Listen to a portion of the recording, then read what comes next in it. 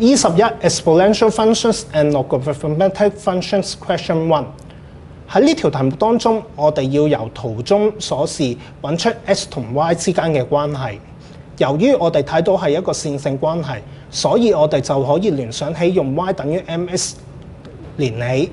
但係當中嘅唔係 y 而係 log 2y，x 亦都要將佢變成 log 2x，所以我哋可以得出 log 2y 等於4 over 3 log 2x 加4呢個關係。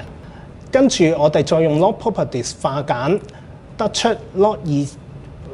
3次方等於 log 2x 4次方加 log 2嘅12次方，最後用到 log AB 等於 log A 加 log B 嘅特性，